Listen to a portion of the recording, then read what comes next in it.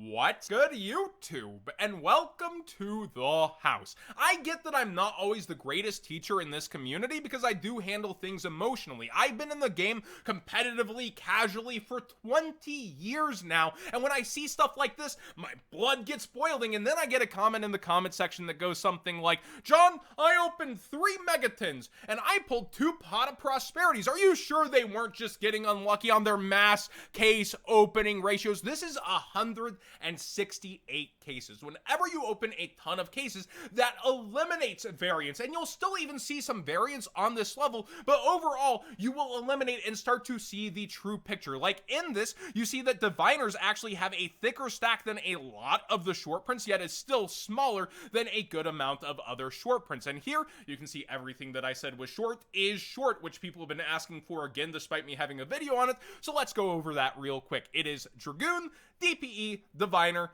Ecclesia, you have Pot of Prosperity, Droplet, Lightning Storm, Crossout Designator, and for some reason, Aluber. I guess Konami thought that would be a banger with the structure deck. I brought up that that was weird at first, but it does check out. So with clumping, even your shorts can come in mass, and sometimes that can be great if it's Prosperity, or really terrible if it's Aluber. Clumping is where you see a bunch of the same similar secrets throughout even multiple cases, which is why you see like the bigger short stacks in some of these, even though they're still way less than the more common secret rares, despite being the same rarity. Then the shortest ones are the DM era monsters. You have Blue Eyes, Red Eyes, and Dark Magician Girls, which I would be perfectly fine if those were the only ones that were short. But again, you see how different these are from 168 cases. That is 12 tens per case. Sometimes it's better just to show the picture than the graphs or the statistics or the breakdowns for people who don't get it. That being said, let's go ahead and get into today's market watch. And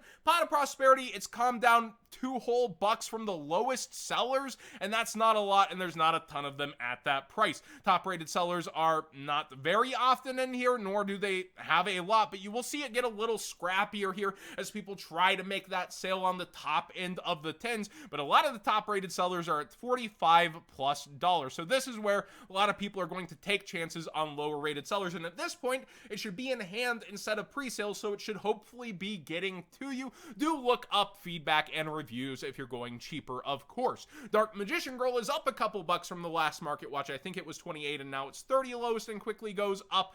I think the OCG's interested in her as a collectible, so a lot of those will leave here and never possibly come back. Then you have Droplet, which is near 30. When you click that 2650, well, it's not even there. There is a 2750 before it quickly goes up to almost $30 even on the front page. And you have Lightning Storm up in price versus before Blue Eyes. So here's the main questions I'm getting. John, all these prices are going up. Is it worth opening 10s? Why do you think the major vendors are not opening their 10s and are selling them cheaper and cheaper and cheaper, even though the prices are up a little? It's because of this variance, and even if you go deeper, you have to math up the estimated value pulled versus platform fees versus shipping versus how people can try to rip you off in this community and say they didn't get the card depending on if you use tracking and not. Expected losses is the terms for that. I am not a financial advisor. I don't know your bankroll. I don't know how clumping could turn out in your favor versus Gamba versus those kind of things, but I would say currently, it's probably better to sit on them sealed, but you'll be sitting on them much longer. Now it could be 3 years, 5 years, who knows how long for the turnaround versus other staples in here getting reprinted. Like Ash Blossom is actually up a couple bucks too, despite not being shorted. And upcoming, it's a common in the structure deck, which you think would hurt it a little, but it's the second nicest to nicest version in the 10s. And then you have Diviner going up. A lot of people getting hyped on Drytron right now, despite a lack of results, but it is good in a lot more decks than just that. You also have Red Eyes, Black Dragon, and Dragoon swapping back and forth on this page. I find it super funny that Red Eyes is currently actually winning 2 pennies on the market price, but it is a very nice looking one. By the way, I will have a full comparison video soon, thanks to Yu-Gi-Oh! Daily and Tier 0, on EU versus USA looks on these cards, and be showing those off and comparing each and every holo in the set in case you're holding off waiting to see if you want an EU copy of something. something, or a US copy. I'll be going over that soon. But yeah, I think there is a lot of value down here as well. Like Lord of the Heavenly Prison reminds me of Inspector Border, where at first it was super cheap after its 10 reprint and still went up to $7 to $9 till its dude version, until it gets another reprint. Stun always is looking to add cards to its pool, and I think this is pretty good. Then you do have the secret rare Ghost Girls too. So I think there's tons of penny stonk value, even lower in the 10s.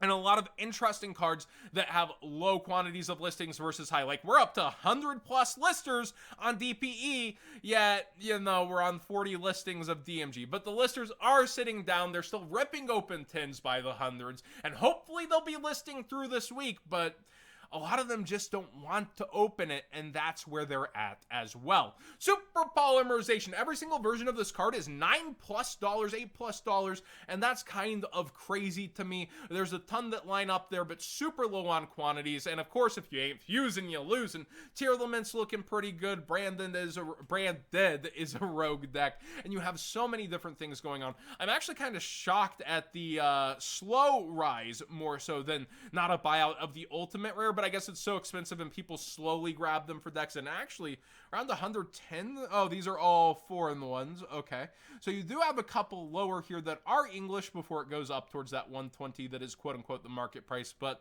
I'm kind of shocked that with every single version of it rising and people seeking it out, that the top end hasn't gone too crazy. Drytron Nova has gone crazier, though. I brought this up a couple times that people are targeting it, people are going for it, and here is the huge spike on it as it goes towards almost $30. I think that's like its price when it was meta. And Meteonis Drytron is now baby bumping up in price a bit and starting to get noticed. And the collector rare is actually doing nothing but really going down. So that kind of is a different story versus it's just, I need my copy to be able to play with, which does indicate people are actually perhaps playing this deck and just not silly-nilly buying it out.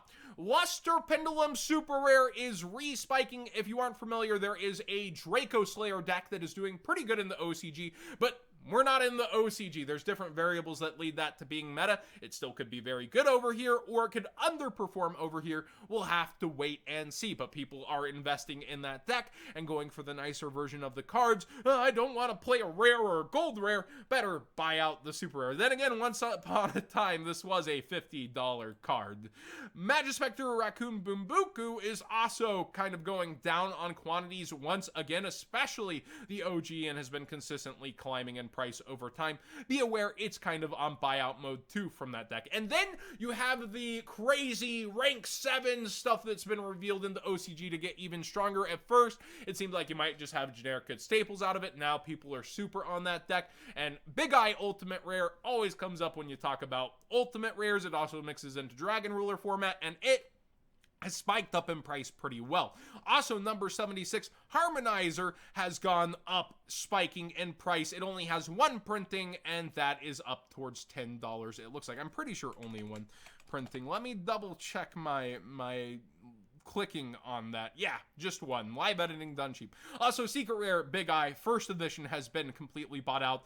Unlims are still around though, pretty cheap, but not too many if you want to get your Secret Rare sooner than later. Be aware there are other number 11s around.